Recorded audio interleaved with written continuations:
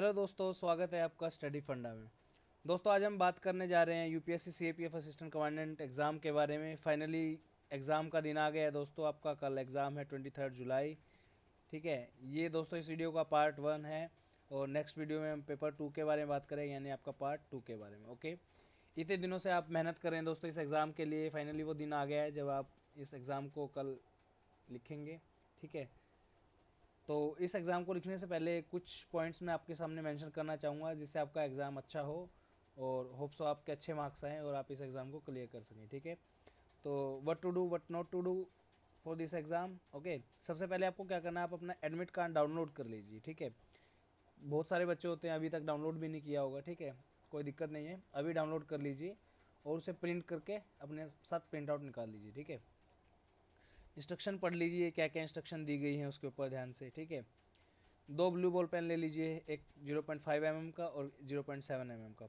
0.7 mm गोले भरने में आपका आसानी रहेगी। ओके, और 2 ब्लैक बॉल पेन ले लीजिए। ठीक है, सेम 0.5 के और 7 mm का। ओके, उसके बाद स्टेशनरी ले लीजिए दोस्तों, पेंसिल ले लीजिए, शॉर्पनर, स्केल, कंपास, ये सब। ठीक है, अब आप कहेंगे स्केल का, कंपास का, इनका कहाँ यूज़ है। ऐसे में हो सकता है कि कुछ ऐसा लिखना पड़ जाए आपको, जैसे सर्कल बना के जैसे पॉइंट्स कुछ मेंशन करने पड़ जाएँ, तो इन सब के लिए इनका यूज़ हो सकता है। ओके, उसके बाद अगर आपके पास एक सिंपल घड़ी है जो कि यूपीएससी गाइडलाइंस के अंडर आती है तो वो आप ले जा सकते हैं, इलेक्ट्रॉनिक्स वगैरह नहीं होनी चाहिए कोई।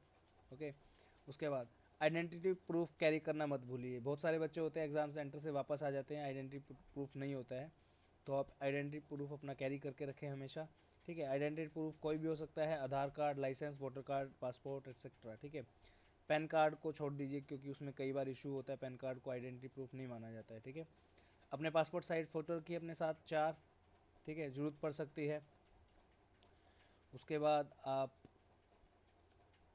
अपना गूगल मैप्स से अपना सेंटर देख लीजिए, कहाँ पे आपका सेंटर एग्जैक्टली है और आप कैसे उस सेंटर तक पहुँच सकते हैं। ठीक है, उसके बाद हो सकता है कि भीड़ हो एग्ज़ाम के दिन को, क्योंकि काफ़ी बच्चे एग्ज़ाम देने वाले हैं, तो अपना एग्ज़ाम से एक 2 घंटे पहले अपने जगह के अनुसार अपना पहले ही आप घर से निकलें ताकि एग्ज़ाम सेंटर पे आसानी से आप पहुंच सकें। ठीक है, अपने साथ पानी की बोतल रख सकते हैं, चॉकलेट, कैंडीज, टॉफ़ीज़ वगैरह ये सब रख सकते हैं आप खाने के लिए एग्ज़ाम के दौरान। ओके, उसके बाद आप अपने साथ एग्ज़ाम सेंटर जाने से पहले अपने नोट्स वगैरह कैरी कर सकते हैं। ठीक है, अपने बैग में रखिए क्योंकि पेपर 1 और पेपर 2 के बीच में आपको 2 घंटे का टाइम दिया जाएगा, मतलब बीच में रेस्ट होता है, तो खाली से अच्छा आप रिवीजन कर सकते हैं वहाँ पे। और ये पर्सनल टू पर्सनल है, कई बच्चों को फ्रस्ट्रेशन हो जाता है एग्ज़ाम के बीच में, बट अगर आपको याद करना है तो आप उसे याद कर सकते हैं। ठीक है, उसके बाद दोस्तों देखिए पेपर 1 है, अब इसके बारे में जो अब बताने जा रहा हूँ ये बहुत ज़्यादा इंपॉर्टेंट है।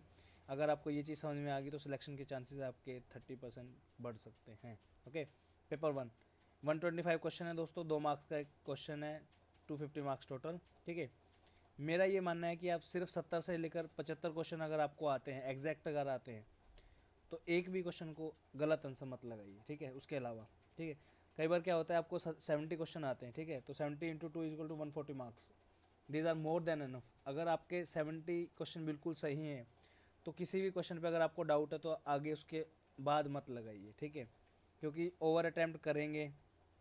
ठीक है, अगर आपको करेक्ट आंसर नहीं पता है तो ओवर अटैम्प्ट करेंगे, अगर गलत हुआ तो नेगेटिव मार्किंग होगी और आपका जो स्कोर है वो कम हो जाएगा, जिससे कि रिजेक्शन के चांसेस बढ़ जाएंगे। ओके, तो अगर 70 टू 75 अगर एग्जैक्ट आते हैं तो सब कुछ छोड़ दीजिए, बस पेपर हो गया आपका, ये समझ लीजिए। ठीक है, हाँ अगर आप बीच में की रेंज में हैं 60 टू 65 में, तब भी ज़्यादा रिस्क मत लीजिए। ठीक है, क्योंकि 125 अप टू इस बार कट ऑफ रहने वाली है, इससे ज़्यादा नहीं जाएगी।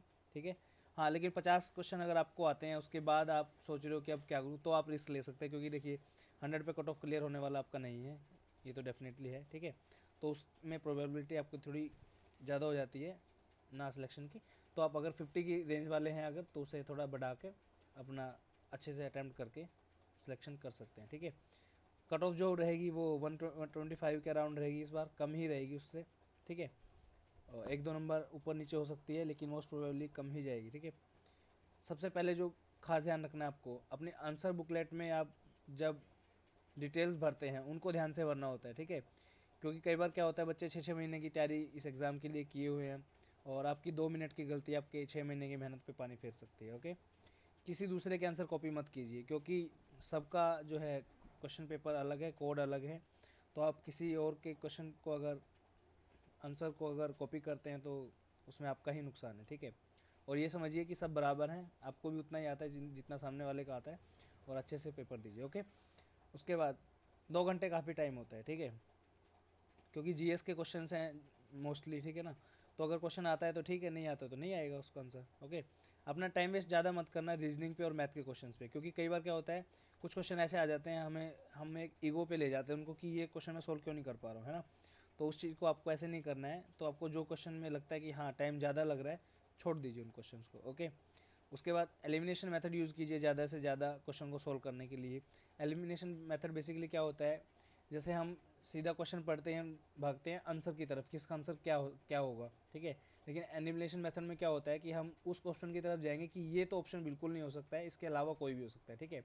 अगर आपने मान लीजिए 4 ऑप्शन हैं, बेसिकली स्टेटमेंट क्वेश्चन ज़्यादा आते हैं स्टेटमेंट वाले, तो अगर एक ऑप्शन भी एलिमिनेट कर दिया तो आपके चांसेस बहुत बढ़ जाते हैं आपका आंसर जो है वो ठीक होने के, ओके। उसके बाद राउंड्स में कीजिए दोस्तों आप पेपर, ठीक है। जैसे फर्स्ट राउंड है, फर्स्ट राउंड में सिर्फ आप वही क्वेश्चन कीजिए जिस पे आपको 100% श्योरिटी है कि हाँ ये इसका मुझे आंसर आता है, ठीक है।